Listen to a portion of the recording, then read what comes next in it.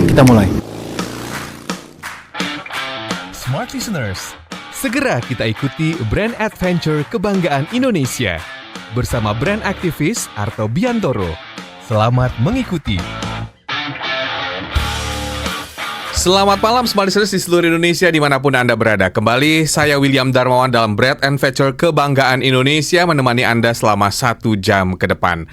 Malam hari ini kita akan membayangkan yang enak-enak dan yang lezat-lezat. Siapa yang gak ketagihan kalau udah nyobain durian Indonesia dengan ciri khas, kemudian kelezatannya, pasti sudah ngebayangin semua ya kalau ngomongin soal durian. Dan sebelum kita ngebayangin lebih jauh lagi, tentunya saya nggak sendirian, tapi saya ditemani oleh Mas Arto Biantoro. Selamat malam Mas Arto. Merdeka, selamat malam Mas William. Gimana kabarnya Mas Arto? Sehat, alhamdulillah, semangat, tinggal menikmati apa yang tadi enak-enak tadi itu.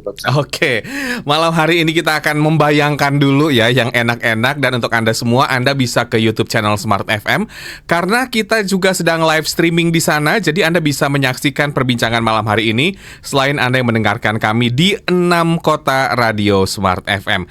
Malam hari ini Mas Arto membawa siapa tamu yang istimewa? Silakan diperkenalkan. Wah, hari ini saya ketemu sahabat lama, tapi ya semakin dekat. Namanya Mas Heri Kristanto. Mas Heri ini adalah petualang, pengamat, dan visioner kalau bicara soal durian. Sekarang ada bersama kita. Mas Heri tinggal di Purwokerto, dan kita akan ngobrol lebih banyak tentang branding, tapi kaitannya dengan durian. Selamat malam Mas Heri, merdeka. Merdeka Mas Heri. Selamat malam Mas Arto. Dari kampung. Selamat malam dari kampung. Dari kampung. Mas Heri, gimana kabarnya? Selamat malam dari kampung. Sehat? Cuman ada pilihan sehat, nggak ada pilihan lain. Ini tema kita hari ini ngomongin durian. Tadi Mas William hampir keselipet antara durian sama durian. Itu yang sebenarnya tuh durian apa durian sih sebenarnya bahasa yang tepat. Yang mana? Yang tepat tuh yang mana? Kalau durian kan kayak bahasa prokem ya, bahasa pergaulan. Kalau durian kan bahasa bakunya. Jadi ini asli bahasa Indonesia, durian ini. Kalau di Thailand atau di Malaysia gitu mereka menyebutnya apa? Malaysia durian. Oh, Malaysia durian. Yes. Kalau Thailand? Montong, bukan? Durian juga ya, durian juga kok. Durian. Oh, durian juga ya? Iya, karena buahnya durian. Oh, oke. Ya, kalau di luar negeri nyebutnya jackfruit. Emang bukan loh, jackfruit tuh. Jackfruit tuh iya kan? Itu bukan nangka ya? Nanti saya googling lagi ya. Ya udah deh, kita ngobrol ini soal sekeren apa durian Indonesia di malam hari ini. Ini baru pertama kalinya kita bertiga ngobrol soal durian, tiga-tiganya bingung. Taunya ngerasainnya doang gitu ya Mas ya. Oke, Mas Heri di kopi, suara mantap. Suara mantap Mas Heri. Baik. Nah, kalau membahas soal durian Mas Arto, kita kan memang sering nyobain gitu ya. Di Indonesia tuh banyak variasi. Kalau Mas Arto sendiri paling suka dari daerah mana Mas? Masalahnya saya nggak suka makan durian, Mas William. Nggak suka ya? Aduh, gimana ini? Jadi setahu saya orang durian itu cuma ada orang yang sangat mencintainya atau sangat membencinya, cuma ada dua. Nggak ada yang dua option gitu. Mas Heri boleh cerita Mas Heri tentang apa aktivitas di sana Mas Heri saat ini?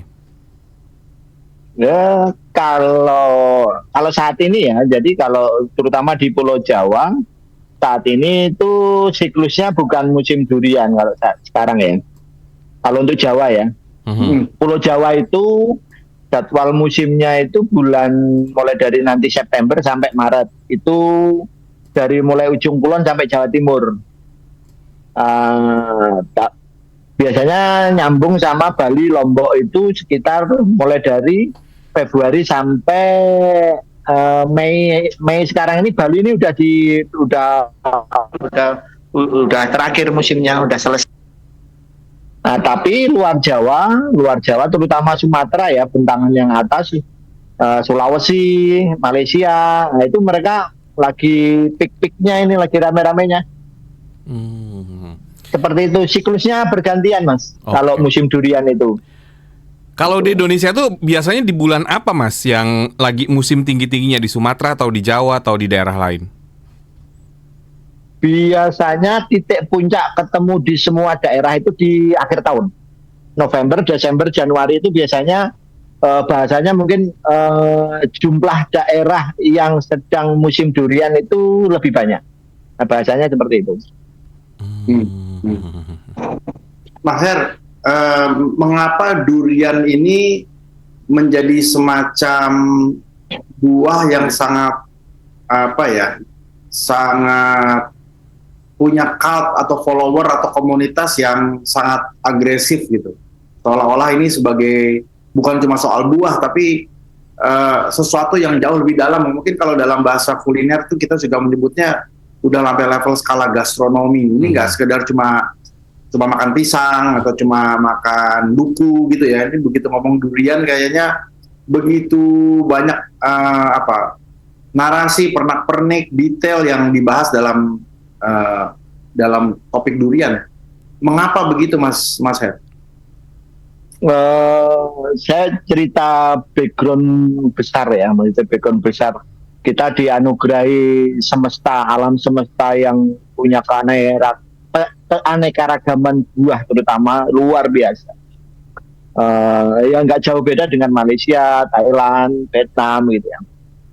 Cuman hal paling dasar yang membedakan kita dengan mereka adalah cara pandang kita dan cara kita bersikap atas anugerah yang Tuhan sudah kasih.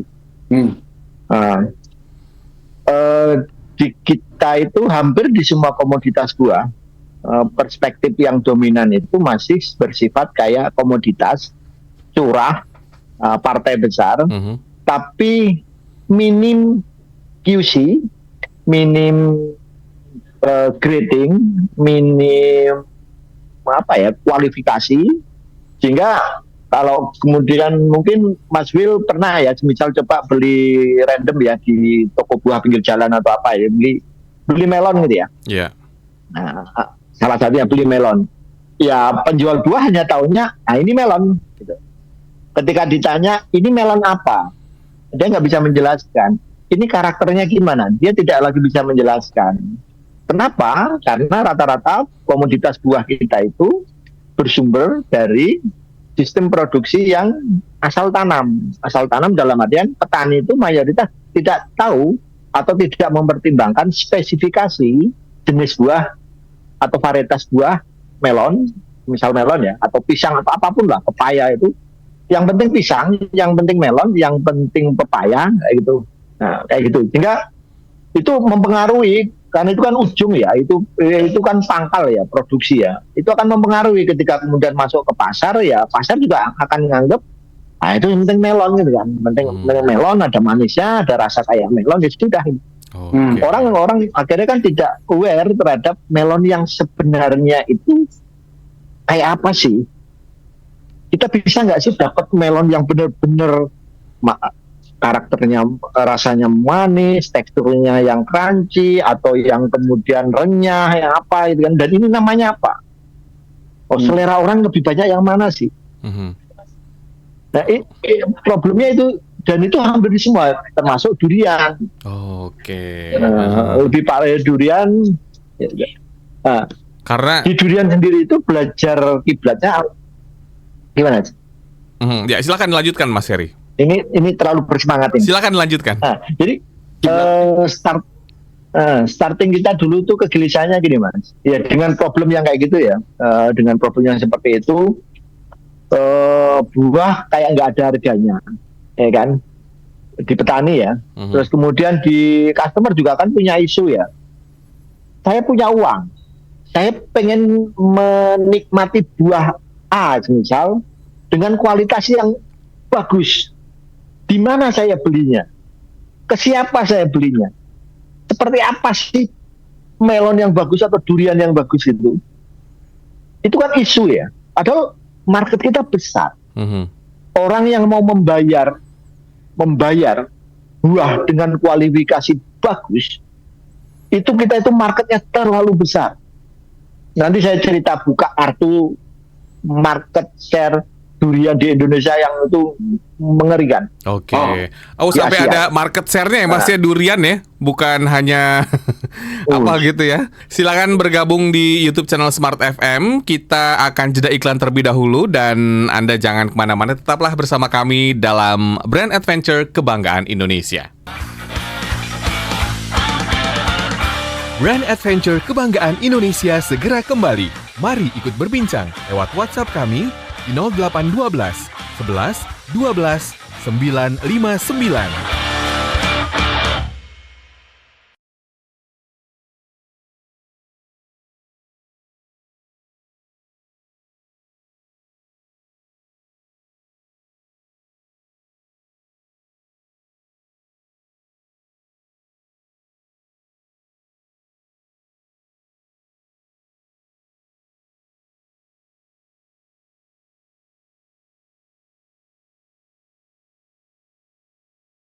Smart FM, the spirit of Indonesia, part of Kompas Gramedia Radio Network. Kami hadir bukan sekadar menghibur. Kami hadirkan berbagai program berkualitas, membuka wawasan, menginspirasi, dan menguatkan, melewati berbagai krisis dan situasi penuh tantangan. Menjadi panduan pengambilan keputusan bagi para CEO, direktur, manajer, profesional, dan pelaku bisnis di berbagai bidang dengan SIS AB+, serta rentang usia 25 hingga 45 tahun. Agar bisnis dan karir yang dibangun berkembang serta melaju seiring perkembangan zaman, dijalankan sepenuh hati, penuh kecintaan, tanpa kehilangan jati diri, selalu memiliki pandangan terbuka dan luas, menjangkau Anda melalui berbagai platform digital dan media sosial, streaming, podcast, YouTube, Instagram, Facebook, dan Twitter. Meningkatkan peluang produk dan jasa Anda semakin dikenal, dipercaya, dan dipilih konsumen cerdas. Dengan dukungan tim activation kami yang kreatif dan profesional, jaringan yang luas, serta kolaborasi dengan unit Kompas Group of Media lainnya, kami merupakan mitra yang tepat untuk membangun brand awareness produk Anda. Smart FM mendukung pertumbuhan serta kemajuan karir dan bisnis Anda. Smart FM, the spirit of Indonesia. Smart FM, the spirit of Indonesia. Yuk kita mulai. Masih kita ikuti Brand Adventure Kebanggaan Indonesia. Perbincangan ini juga bisa Anda simak melalui YouTube channel Radio Smart FM. Terima kasih Anda masih bersama kami dalam Brand Adventure Kebanggaan Indonesia. Dan sekeren apa sih durian di Indonesia? Nah, ini kita lagi ngebahasnya, Smart Listeners. Ternyata banyak ilmu. Selama ini kita mungkin hanya makan atau mungkin hanya melihat gitu ya. Ternyata di balik itu ya tadi ya banyak cerita yang disampaikan oleh Mas Heri Kristanto yang juga merupakan owner dari @durian kampung. Nah, boleh kalau ngomongin soal market share nih Mas Heri, ini boleh dibagikan kepada Smart Listeners seperti apa? Ya, jadi saya kelompokkan ya. Jadi kita itu, ini sekedar gambaran tipis ya. Durian Malaysia, Musangking dan duri hitam, sebagai dua kategori durian termahal saat ini ya, yang volume produksinya relatif sudah bisa memenuhi kebutuhan pasar yang cukup besar, itu per hari masuk ke Indonesia 15.000 ton. 15 ton per hari, Mas. Dan itu cuman butuh waktu untuk habis cuman 1-2 hari. 15 ton, 1 kilonya asumsi ya ini ya. Asumsi masuk keluar udah ke harga layer pertama lah yang udah masuk di Indonesia 300.000 aja per kilo. Ya. Berapa Bang Arto nilai duit putarannya? 300.000 kali 15 ton, berarti 15.000 kilo ya. Berapa uang? 15.000 kilo kali 300.000 ya.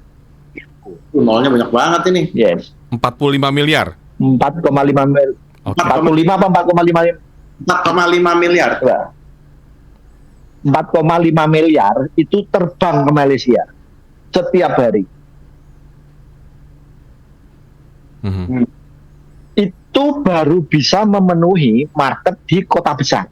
Jakarta, Surabaya, Medan, Kalimantan sebagian kecil, Jawa Tengah sebagian kecil. Dan itu baru nyangkut di customer yang middle up. Belum yang middle low. Dan itu durian termahal itu. Artinya durian semahal itu punya market share, punya traffic sedemikian luar biasa. Dan di bawah itu kan banyak durian-durian yang kemudian rate-nya di bawah itu kan. Ini terlalu besar. Mas Her, jelasin sedikit dong tentang kategori durian termahal ini kan jadi hampir seperti kopi ya, ada grading gitu ya. Oke. Klasifikasi. Nah, siapa yang membuat grading ini? Ada asosiasinya enggak? Karena ini kan selalu juga menjadi, kalau dulu kan menjadi isu yang sama dengan kopi-kopi lokal kita ya, yang kemudian akhirnya kita memiliki standar grading dari luar gitu ya. Nah, kalau durian sendiri sebenarnya siapa sih Q gradernya gitu, dan apakah memang ada kurator yang bilang ini bagus nggak bagus, dan seberapa kuat daya saing durian kita kalau kemudian kita bicara tadi ini bicara udah branding antar negara nih Mas William kalau bicara. Betul. Iya. Ya, kalau ke situ saya agak flashback dikit ya biar nanti agak pemahaman kita gini. Kalau di negara kita belum ada kelembagaan atau ekosistem yang secara resmi dia memang disepakati punya kapasitas untuk memberi label ya, label soal soal harga terutama itu ya. Nah, kita baru pada lembaga yang mensertifikasi keberadaan varietas durian dan itu juga ada di Malaysia. Nah, cuman secara umum, tapi kalau di Malaysia ada Mas. Jadi kalau Malaysia itu tiap tahun dia punya event yang difasilitasi oleh negara untuk melakukan scoring terhadap durian-durian yang dikualifikasi. Itu antara musangking duri hitam itu balapan skornya, kadang 43, 45 kan yang diukur kan breaknya diukur, teksturnya diukur, aftertaste-nya diukur.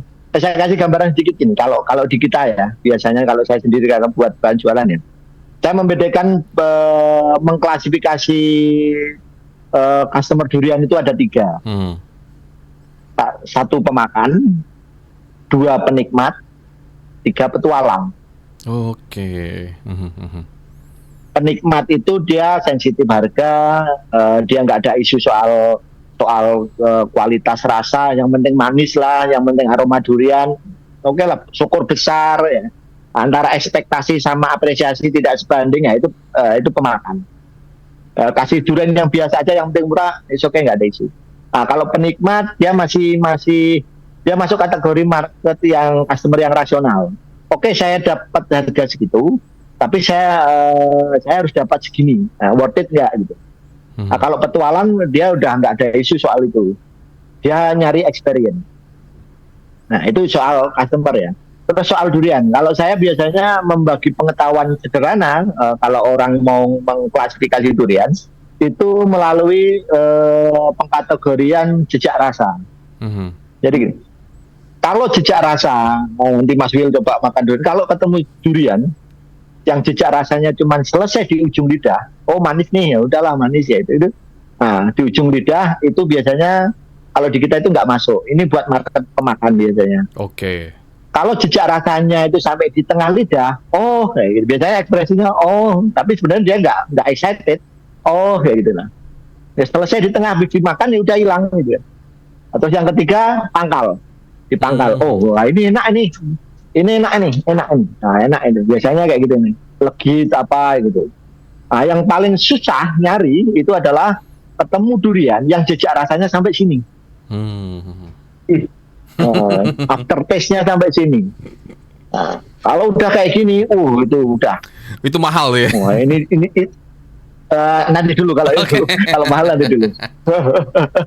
Nah, itu yang harus segera dicari. Kalau di kita ketemu yang sampai ke sini, langsung kita buru pohonnya di mana.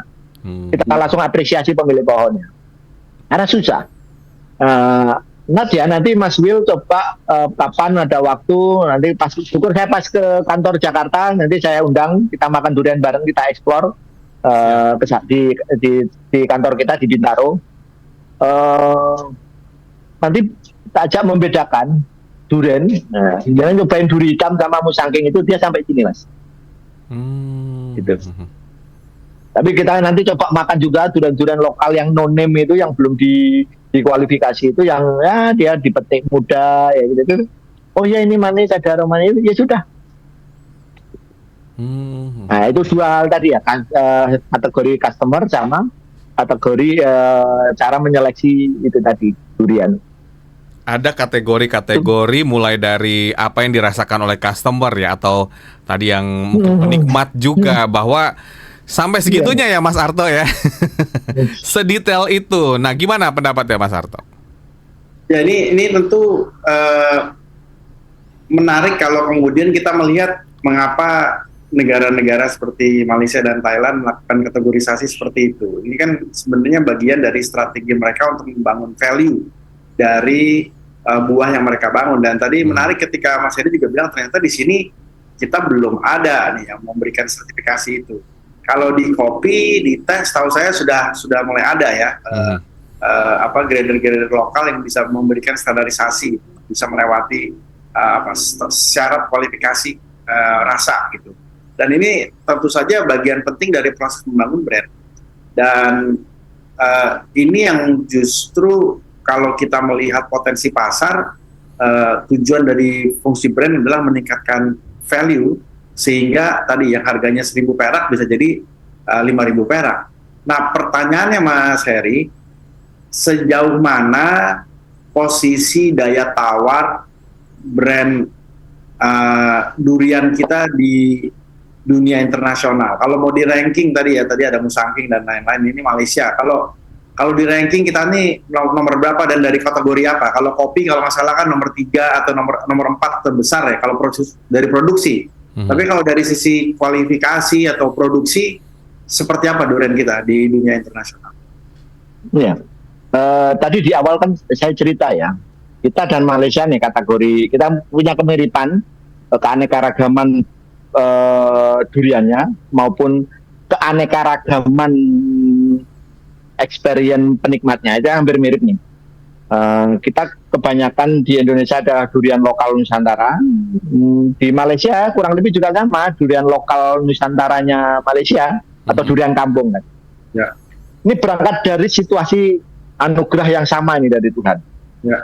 Nah, di Indonesia sekian banyak anugerah jenis durian itu, pohon durian itu tidak dinaikkan value-nya menjadi sebuah produk. Ini masih komoditas bahasa saya. Okay. Sedangkan Malaysia ini dinaikkan value-nya menjadi produk dengan cara apa? Dengan cara proses kualifikasi, proses QC, proses seleksi istilahnya.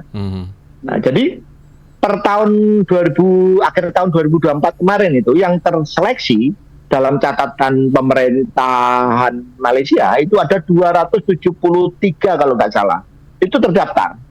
Dan itu bisa di-tracking mulai dari ini pohon punya siapa, ya kan? Terus kemudian kualifikasi rasanya, warnanya, ketebalannya semua ada dalam catatan itu, dan itu bisa ditelusuri.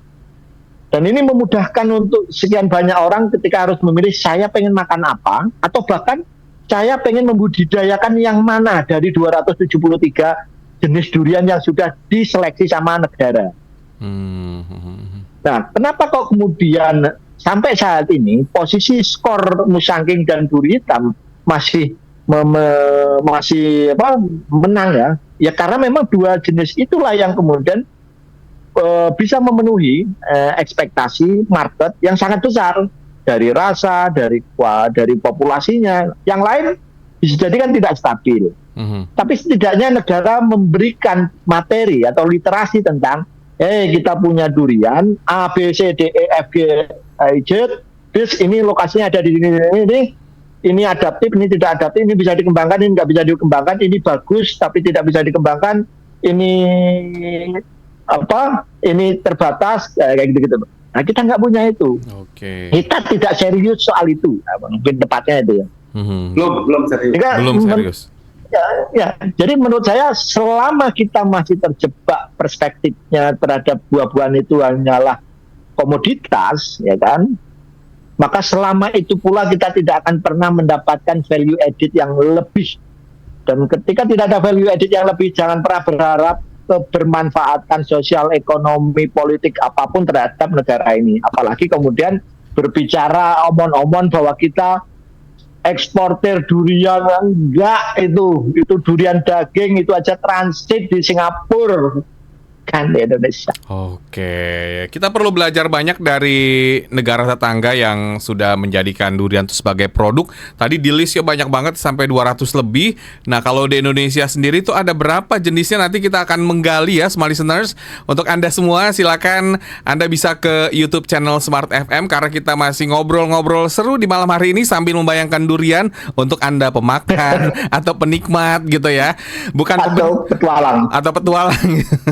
Silakan ya, nanti kita akan kembali, namun kita jeda iklan terlebih dahulu. Tetaplah bersama kami.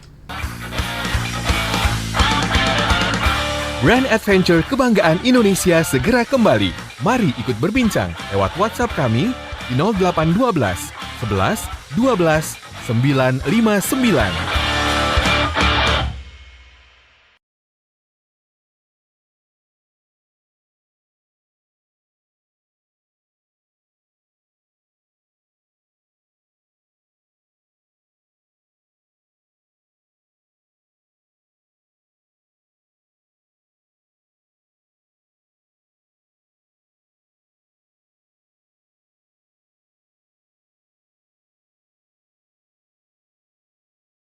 Smart FM, the spirit of Indonesia, part of Kompas Gramedia Radio Network. Kami hadir bukan sekadar menghibur. Kami hadirkan berbagai program berkualitas, membuka wawasan, menginspirasi, dan menguatkan, melewati berbagai krisis dan situasi penuh tantangan.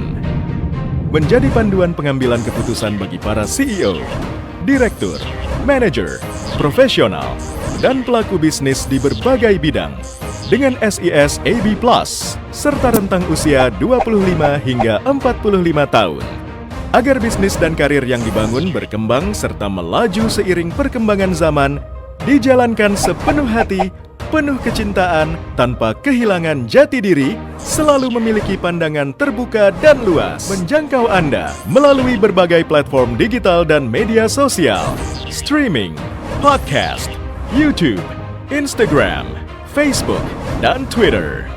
Meningkatkan peluang produk dan jasa Anda semakin dikenal, dipercaya, dan dipilih konsumen cerdas. Dengan dukungan tim activation kami yang kreatif dan profesional, jaringan yang luas, serta kolaborasi dengan unit Kompas Group of Media lainnya, kami merupakan mitra yang tepat untuk membangun brand awareness produk Anda. Smart FM mendukung pertumbuhan serta kemajuan karir dan bisnis Anda. Smart FM, the spirit of Indonesia. Smart FM, the spirit of Indonesia. Yuk kita mulai. Masih kita ikuti Brand Adventure Kebanggaan Indonesia. Perbincangan ini juga bisa Anda simak melalui YouTube channel Radio Smart FM. Kita lanjutkan diskusi pada malam hari ini. Smart Listeners, Anda yang mendengarkan kami di 6 kota, Jakarta, Pekanbaru, Makassar, Manado, Balikpapan, dan Banjarmasin, serta yang mendengarkan kami lewat streaming. Anda sedang mendengarkan Brand Adventure Kebanggaan Indonesia bersama saya dan juga ada Mas Arto Biantoro. Topik kita adalah sekeren apa durian Indonesia. Bersama dengan owner Durian Kampung ada Mas Heri Kristanto. Mas Heri, tadi sebelum jeda saya sempat penasaran ya, di Indonesia ini banyak jenis durian. Kalau di Malaysia ada 270 lebih yang sudah terdata di kualifikasi. Nah, kalau di Indonesia sendiri, kalau masyarakat kan biasanya mengenalnya durian Medan. Kemudian ada lagi durian Lampung. Kayaknya hanya itu-itu aja gitu ya, atau dari Jawa. Nah, gimana pendapat Mas Heri? Iya. Jadi satu kunci ya, kelemahan kita adalah pada tradisi literasinya yang masih lemah, dan ini tantangan bersama ya. Nah, tradisi literasi lemah ini terkait dengan tradisi apresiasi terhadap apa yang Tuhan anugerahkan ke kita itu dalam bentuk pengetahuan, sebagai bentuk pengetahuan itu lemah. Nah, sehingga itu tadi barusan, untung Mas Wil barusan ngasih contoh. Di kita seringnya yang menyebut adalah durian itu berdasarkan daerah. Nah, itu salah satu sifat dari pengkategorian berdasarkan komoditas, sebagai komoditas. Sedangkan durian itu daerah itu tidak bisa sebagai penentu kategori sebuah durian. Di Medan, durian Medan itu enak. Nanti dulu, durian Medan yang mana, yang apa, yang pohonnya siapa, yang seperti apa. Nah, baru kemudian kita ngomong, oh ya, itu enak, belum enak, atau enak banget. Atau begitu juga di Jawa. Maka pengkategorinya mesti harus langsung, kalau kemudian itu memang harus mau jadi produk ya, itu harus durian lokal, durian kampung, masih no-name, itu punya Pak Haji Mansuri, di Lubuk Linggau, kecamatan apa, desa apa, RT berapa, pohonnya itu yang di dekat kandang sapi misal. Nah, baru kemudian kita nyebut durian Lubuk Linggau punya Pak Haji Mansuri yang di desa ini itu enak. Kemudian Pak Haji Mansuri ngasih nama durian X-Trail misal, kayak gitu kan. Durian kandang. Nah, durian kandang misal, ya kan? Nah, kemudian di sini mestinya negara hadir. Oh, Pak Haji Mansuri punya durian yang bagus, dikasih nama durian kandang. Ya, negara melakukan kualifikasi. Oh ya, ini lolos ini, secara kualitas ini keren, ini bagus. Maka dirilislah itu sebagai sebuah produk awal. Nah, tapi belum final. Kenapa? Karena proses awal ini masih harus melalui yang namanya uji seleksi uji multilokasi. Artinya, apakah durian itu kalau ditanam di beda tempat atau di sebelahnya lah itu akan menghasilkan kualifikasi produk yang sama atau tidak. Kalau sama, oh ini yang keren, ini yang dicari. Nah, di Malaysia 270-an itu yang sudah lolos kualitas dan uji seleksi lokasi. Sehingga karena gini, banyak kasus mungkin ini sekaligus ya, mungkin di media ya, hampir semua orang, terutama generasi lama ya, itu sampai hari ini masih mengkonsumsi hoak yang namanya durian Petro. Semua orang dari pejabat, bahkan dari profesor, ya kan, sampai orang biasa, itu masih menikmati dan memproduksi hoak tentang durian Petro. Durian Petro yang terdaftar, yang didaftar oleh negara ya. Durian itu sudah tidak ada dari tahun 95. Durian Petro yang terdaftar di kementerian itu buahnya sudah tidak ada dari tahun 95. Kenapa? Karena pohonnya itu tidak adaptif. Artinya apa? Dia tidak lolos uji seleksi multilokasi. Dia ditanam berubah. Dan tahun 95 pohonnya kesambar petir. Wassalam.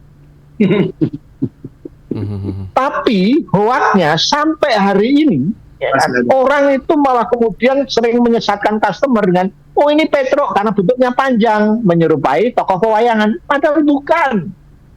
Durian Petro yang terdaftar di kementerian itu kenapa dinamakan Petro? Karena yang punya namanya Mbah Petro, dan Mbah Petro ini memang dia pekerjaannya, profesinya adalah pemain ketoprak dan sering memainkan lakon sebagai Petro. Sedangkan buahnya memang bagus, ada dalam catatan seperti musangking itu lokal, kuning, pekat, aftertaste-nya jejak rasanya sampai sini, bijinya kempes, bentuknya bulat oval bukan lonjong. Ini Jadi kelihatan nggak Mas? Tahu Mas perbedaan kesesatan semacam ini tuh jadi problem besar di kita. Tahun 95 loh, sampai ini berarti udah berapa tahun ini waktu itu masih terawat. Mas Heri, ini berlaku juga dengan durian montong gitu ya? Ya kalau montong kan itu introduksi ya, itu dari Thailand. Justru Betul. saya lebih appreciate dalam konteks produk ya. Satu-satunya yang menurut saya ya, yang kemudian hari ini masif di Indonesia ya. Dan ini malah, kalau ini saya percaya betul bahwa ini memang sudah ekspor. Cuman sayangnya yang ekspor itu pemain Thailand, Mas. Jadi durian yang masuk kategori produk itu menurut saya saat ini yang masif ya populasinya itu baru montong. Yang montong yang hari ini tertanam di Sulawesi terutama. Itu keren. Itu produk, bukan lagi komoditas. Karena standarisasinya sudah jelas. Rasanya, bentuknya, teksturnya, ya kan? Dan banyak orang masyarakat menanam dan harganya bagus. 2017-18 itu saya masih ingat Mas, pertama kali dikirimi montong Sulawesi, harganya 3.500 per kilo. Dikirim dengan karung, naik kapal 5 hari. Sekarang harga di petani 35.000 per kilo. Keren nggak? Oke. Artinya karena dia naik dari komoditas menjadi produk, ya kan? Kualifikasinya terjaga, SOP-nya terjaga, orang menanam dengan SOP yang sama, kemudian market share-nya dinaikkan, ya kan? Ditambah, diperluas. Ya. Kan hukumnya supply and demand kan jalan kan? Ya. Beda dengan durian-durian yang tadi tidak terkualifikasi sama sekali. Nah, kita mau nanam gimana? Oh, ditanam aja hoak kok, ya kan? Dia berubah. Nggak ada. Oke, tadi dari Sulawesi durian montong ya. Ini berarti kalau Iya, dilihat durian dari montong. kasus tadi, durian montong itu rasanya stabil, bentuknya juga mungkin ya tadi ya merata sama. gitu ya, rasanya nggak Karena- berubah-berubah. Iya. Berarti Mas kalau ngomongin Iya, soal iya, durian iya. Petruk tadi yang kita makan selama ini durian apa Mas? Kalau kita beli ada tulisan durian Petruk gitu. Ya itu ya kalau yang bahasa bijak saya itu adalah itu kearifan marketing para penjual yang tersesat. Oke. Walaupun sebenarnya niat mereka itu menyesatkan ya, karena kan mereka bohong. Bohong Bohong karena nggak tahu. mungkin tapi nggak kalau- tahu kali Mas. Mungkin nggak tahu. Ya kadang saya tuh ini Mas apa ya? Ini tidak tahu, tapi yang direproduksi berulang-ulang kadang itu saya sebutnya kadang susah nyebutnya ini tidak tahu atau memang karena itu dipakai untuk kemudian melegitimasi bahwa harganya kemudian mahal, padahal itu durian biasa. Durian biasa yang dijual-jual di jalan dikasih nama Petro itu ya. Gitu. Ya gitu. Itulah. Jadi makanya kalau di Jakarta kan hampir banyak trust issue kan beli durian itu kan karena itu tadi problemnya itu dari hulu ke hilirnya begitu. Jadi Sehingga orang kan masih nganggep bahwa beli durian itu mahal. Yang saya yakin ya apapun buah itu ya, selama tata kelola atau rantai pasok atau supply chain-nya sistemnya seperti ini terus, maka kita tidak pernah akan mampu menghadirkan buah-buah dengan kualifikasi bagus dengan harga yang makin terjangkau oleh pasar. Oke. Kadang orang mikir, oh ya kalau mau yang bagus mahal, kalau mau yang murah ya yang biasa atau jelek kan kayak gitu kan. Padahal kan enggak kan. Kan salahnya yang ditanam itu nanam yang jelek gitu loh. Coba semua orang nanam bagus coba. Semua petani kalau nanam bagus, ya kan? Semua konsumen akan makan barang bagus kan Mas. Ya. Kalau harga kan tinggal hukum supply and demand kan. Tapi kan barang bagus. Problemnya ini, kita ke Thailand deh Mas. Ke Thailand itu kan. Nyari buah-buah kan bagus kan. Ke Vietnam nyari buah bagus, ya kan? Dan nggak ada isunya bukan soal ini kualitas juga. Kita kayak dikastakan bahwa kemudian kita kalau uangnya dikit maka kita harus beli barang jelek. Ya, janganlah. Oke. Gemes saya. Gak apa-apa Mas. Dan Gemes saya. sebelum jeda nih ya, ada pertanyaan juga. Kita kan sering ngeliat nih Mas, kalau lagi musim durian gitu, kadang-kadang harga durian terutama di daerah-daerah, mungkin di desa gitu ya, harganya bisa anjlok. Kira-kira itu penyebabnya kenapa Mas? Kalau di kota oke lah ya, masih harga masih bisa bagus gitu. Ya, jadi problemnya masih sama. Karena kemudian literasi yang rendah, ya kan, terus kemudian literasi rendah, kemudian duriannya masih kategori komoditas, maka hukum yang berlaku adalah hukum ijon. Silakan. Jadi orang, ya, mulakan ijon, tebasan, ya kan, borongan dan apa? Karena petani atau pemilik pohon, dia taunya itu durian. Mas Wil akan menemukan perbedaan ketika nanti ya, next time ke Purwokerto saya tunjukkan perbedaan cara berpikir orang dalam mengapresiasi pohon duriannya antara dia punya pohon durian lokal dengan dia punya pohon durian bawor atau musangking. Mindset dia pasti beda. Ketika dia punya pohon durian lokal yang belum menjadi produk, belum dikualifikasi, maka dia akan, ya itu saya ada pohon durian di sana berapalah, ya kan, itu. Dan dia udah kayak orang itu udah kayak, ya karena dia tidak mau tahu terhadap dia punya barang, ya udah diserahkan sebagai oh ya durian aja gitu loh. Tapi beda dia punya musangking, pohon musangking. Oh, bukan lagi ngomong, oh itu saya punya pohon durian, ya bukan. Itu saya punya musangking. Per kilonya saya jual 200.000. Ya. Posisi bargainingnya dia tinggi karena dia jual produk, bukan komoditas. Satu pohon durian lokal yang tadi itu isinya mungkin 500 butir Mas, itu tebasannya paling ya, kalau di Jawa ya, itu paling 1 juta sampai 1,5 juta. Kadang kalau ketemu agak pelosok lagi, satu pohon itu cuma dihargai 500.000 Mas. Oh, murah banget ya. Nah sedangkan tadi dia nanam produk ya musangking. Nah kalau satu butir aja 2 kilo, di petani harganya katakanlah 200.000. Nah satu butir aja dia udah dapat 400.000. Ya kan? Berarti kalau 400.000 kan dia cuma butuh 4 butir di pohon dia. Sedangkan satu pohon musangking musim awal itu dia bisa buah sampai 15 sampai 10 butir. Oh, oke. Jauh banget value-nya. Jauh banget value-nya. Gimana Mas Arto, ada lahan nggak nih untuk nanam musangking di Cibubur nih Mas? Aduh, sekali pastinya. Iya ya, kayak gitu loh Mas Arto ya, jadi gemes ya. Dan ini problem ini pola kita mendiagnosa semacam ini itu tidak hanya berlaku buat durian Mas. Semua, mau tomat, mau cabe, mau terong, mau pisang, mau melon, semua coba pakai cara pandang kayak gini, pasti kita akan. Tapi kalau Mas Heri harus mengkategorikan yang the best gitu, jadi tidak melihat negara ya, melihat produknya, misalnya katakanlah musangking atau misalnya katakanlah montong Palu misalnya gitu ya. Ya, produk. Jadi montong yang ditanam di Palu, montong yang ditanam di Bali, montong yang ditanam di Jawa, montong yang ditanam di Thailand, di Vietnam, itu semuanya sama montongnya sebagai produk. Dan daerah-daerah yang saya sebutkan itu dia memberi pengaruh tapi tidak signifikan bahasanya itu. Okay. Kenapa Sulawesi itu bagus ya? Karena dia berada di garis khatulistiwa, dia dapat panas yang maksimal khatulistiwa, dan dia dapat suplai air yang mencukupi. Itu kenapa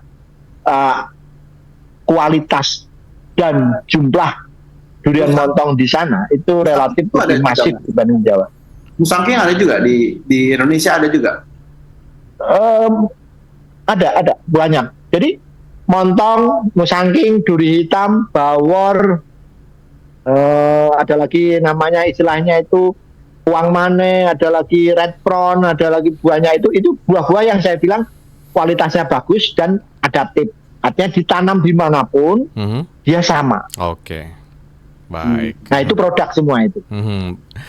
Masih ada satu sesi lagi dan Anda jangan kemana-mana, dan kami ingatkan juga untuk tetap menyaksikan di YouTube channel Smart FM karena kami juga sedang live streaming dalam Brand Adventure Kebanggaan Indonesia. Tetaplah bersama.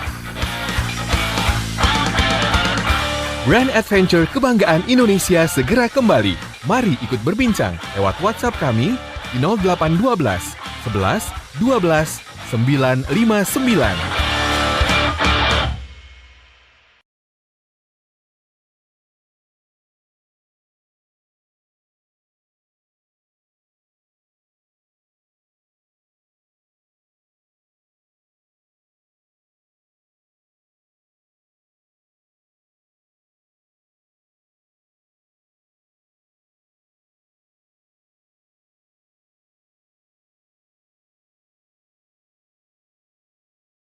Smart FM, the spirit of Indonesia, part of Kompas Gramedia Radio Network. Kami hadir bukan sekadar menghibur. Kami hadirkan berbagai program berkualitas, membuka wawasan, menginspirasi, dan menguatkan, melewati berbagai krisis dan situasi penuh tantangan.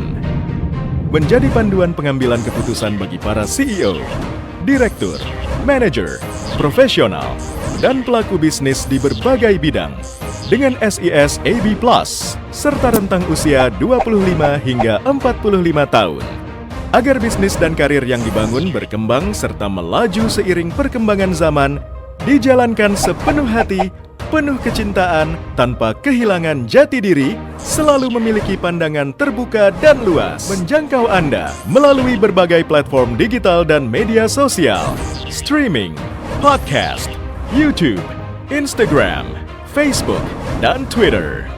Meningkatkan peluang produk dan jasa Anda semakin dikenal, dipercaya, dan dipilih konsumen cerdas. Dengan dukungan tim activation kami yang kreatif dan profesional, jaringan yang luas, serta kolaborasi dengan unit Kompas Group of Media lainnya, kami merupakan mitra yang tepat untuk membangun brand awareness produk Anda. Smart FM mendukung pertumbuhan serta kemajuan karir dan bisnis Anda. Smart FM, the spirit of Indonesia. Smart FM, the spirit of Indonesia. Yuk kita mulai. Masih kita ikuti Brand Adventure Kebanggaan Indonesia. Perbincangan ini juga bisa Anda simak melalui YouTube channel Radio Smart FM. Terima kasih Anda masih bersama kami dalam Brand Adventure Kebanggaan Indonesia. Saya bersama dengan Mas Arto Biantoro masih mengangkat topik sekeren apa durian Indonesia bersama dengan Mas Heri Kristanto, owner Durian Kampung.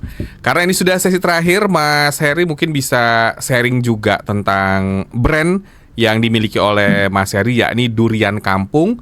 Ini konsepnya seperti apa ya Mas? Boleh digambarkan kepada smart listeners?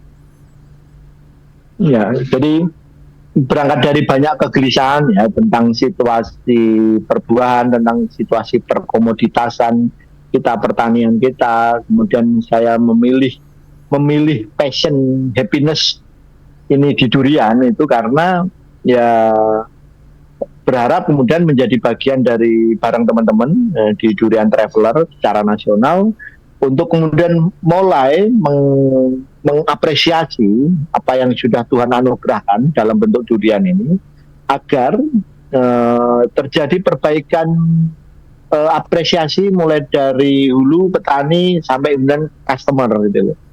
Dan kenapa kemudian saya memilih pakai nama Durian Kampung karena ya berangkat juga dari kegelisahan potensi terbesar durian-durian kita ada di kampung-kampung hari ini ya. Hari ini kita masih banyak yang di kampung-kampung belum beralih, belum banyak yang beralih ke perkebunan.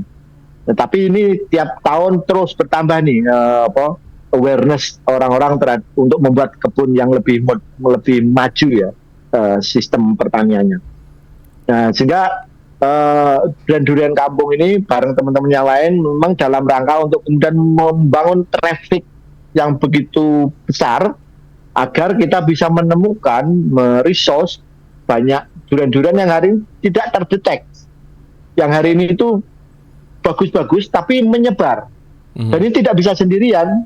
Jika ini memang menjadi gerakan rame-rame, siapapun yang teman-teman yang hari ini membuka kedai atau apapun lah itu kemudian melakukan eksplor semua.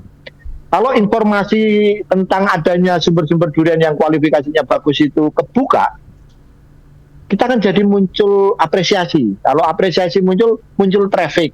Kalau trafficnya muncul kan kemudian muncul permintaan. Yeah. Dan ini kan terus kayak gitu terus.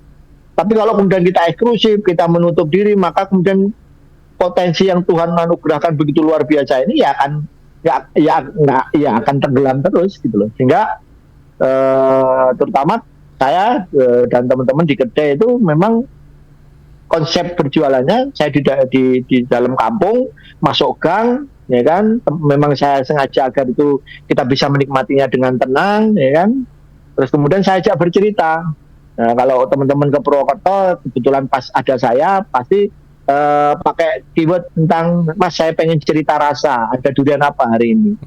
Nah, jadi kita ngobrol tentang durian, kita ngobrol soal experience masing-masing karena setiap durian punya karakter yang berbeda, setiap orang punya selera yang berbeda. Oke. Dan tugas kami menjembatani bagaimana menemukan experience antara selera yang berbeda dengan karakter durian yang berbeda-beda. Sehingga kami ini teman cerita rasa. Dan tidak selalu sesuai ekspektasi. Itu. Seperti itu. Dalam. Berapa tahun berarti ya, Mas Heri, durian kampung sudah berjalan? 2018 berarti ini tahun ke-7, Mas. Tahun ke-7. Nah, kalau kita bicara tadi pergerakan komunitas di skala nasional ada durian traveler ya. Dan ini sekarang juga berkembang gerakan-gerakan durian ini tetap disebutnya sebagai komunitas penikmat durian itu kah?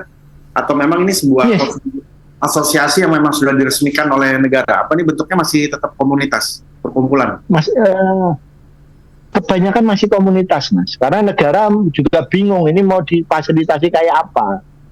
Dan belum terlalu menjadi isu prioritas ya buat negara. Tapi whatever lah, kalau di kita mungkin kayak ada guyonan kayak gini.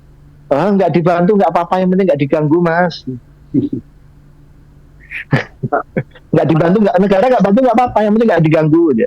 Ya itu nyatanya kita sampai hari ini juga fight sendiri karena ini kegelisahan yang sangat luar biasa. Kalau bicara produksi dengan negara-negara lain, kita ranking berapa? Jauh banget. Jauh ya? Jauh banget. Kasih contoh, misalnya Thailand, kalau di level 10 gitu. Ya mungkin kita level 9 mungkin. Kan sekarang yang tinggi malah Vietnam. Vietnam. Kalau nggak salah ya, nanti dicek di data ya. 2024 kemarin itu Vietnam tembus ekspornya ya itu 33 juta kilo. Wow. Thailand baru tembus 27. Kesalip jauh. Malaysia juga dan sudah. Itu konsentrasinya berbeda. Kalau Malaysia dia keanekaragamannya banyak, ya kan? Kemudian dia proses pendokumentasiannya bagus, ya kan? Sehingga pasar sehatnya itu kebentuk dia. Jadi durian di kampung, di petani itu terapresiasi dengan baik. Dan petani memang hanya nanam durian-durian yang bagus. Dan ini punya market domestik sendiri yang cukup luar biasa. 60%, ini ya, 60% market share durian Malaysia itu orang kita kan, Mas. Gimana ini ya? Padahal kita sendiri produksinya cukup banyak, tapi tadi kembali lagi ke soal yang bagus dan juga kualitas. Nah, Mas Heri di durian kampung juga katanya banyak yang slow living di sana. Bahkan Mas Heri juga mendampingi tokoh-tokoh di sana. Boleh ceritain konsepnya nggak? Oh, singkat saja, silakan Mas Heri. Waktunya sudah mau habis ternyata. Iya. Ya, kebetulan Purwokerto itu kota yang dibilang mewah tidak, istimewa tidak, tapi nyaman. Sehingga cukuplah untuk kemudian menjeda sebagai kota yang merilekskan buat teman-teman yang sudah yang hari-harinya sudah dipenuhi dengan hard living gitu kan. Maka ke Purwokerto lah untuk berslow living, menjeda sejenak dari sekian ekspektasi yang menguras mental ke Purwokerto. Jadi nanti kita sambil cerita banyak kulinernya, alamnya, dan durian. Baik, Mas Arto sebagai closing statement di malam hari ini nggak kerasa waktunya sudah habis nih. Silakan Mas. Ya tentu kita senang sekali, ini baru ngomongin durian tadi, belum kategori-kategori yang lain. Kalau kita menyadari tentang konteks branding sebagai sebuah nilai jual, memang sudah sepantasnya dan sudah saatnya ada sebuah lembaga yang mampu mensertifikasi, menyuarakan, bukan hanya mensertifikasi ya, menyuarakan dan memasarkan sehingga nilai jual ini sebenarnya sudah semakin bisa dikenal di seluruh dunia. Ini kan sebenarnya masalah perang persepsi. Kita selalu suka ngobrol bareng-bareng ini soal persepsi dan siapa yang serius untuk menciptakan persepsi ini, mereka yang akhirnya akan mendapatkan keuntungan terbesar. Kalau kita bicara keuntungan tadi digarisbawahi sama Mas Heri, bukan soal keuntungan ekonomi saja, karena ini kita bicara juga pertumbuhan sosial. Kita juga bisa berharap adanya industri-industri terkait yang terikat ya dengan industri ini. Jadi dampaknya sangat luar biasa sekali. Semoga ini bisa menjadi level berikutnya dari perjuangan teman-teman komunitas, bukan hanya kemudian mencari atau memastikan adanya pertumbuhan durian yang baik, tapi kemudian juga bagaimana membangun persepsi-persepsi tadi lewat kekuatan-kekuatan komunitas. Dan saya percaya Mas Heri dan teman-teman energinya luar biasa banget, jadi jangan khawatir. Yang paling penting tes dulu di Purwokerto, slow living, ngobrol panjang lebar 2-3 jam, 10 jam juga nggak akan berasa. Oke. Tidak akan terasa. Mas Heri terima kasih banyak waktunya dan sehat-sehat Mas Heri. Thank you Mas Will. Dan Siap. Smart Listeners, demikian Ditunggu di perbincangan Purwokerto. kami dalam Brand Adventure Kebanggaan Indonesia. Siap Mas, nanti kita mampir ke Purwokerto ya, langsung ketemu dengan Mas Heri, jalani slow living gitu ya. Dan untuk Anda semua yang terlewatkan perbincangan di malam hari ini, video ini tersimpan rapi di YouTube channel Smart FM. Ketik saja Brand Adventure Kebanggaan Indonesia. Sekali lagi terima kasih banyak Mas Heri dan Smart Listeners, demikian Brand Adventure Kebanggaan Indonesia. Saya William Darmawan, Biantoro dan Heri Kristanto, Durian Kampung, undur diri dan terimalah salam nasional kita. Sekali merdeka, tetap merdeka. Sampai jumpa. Tetap merdeka.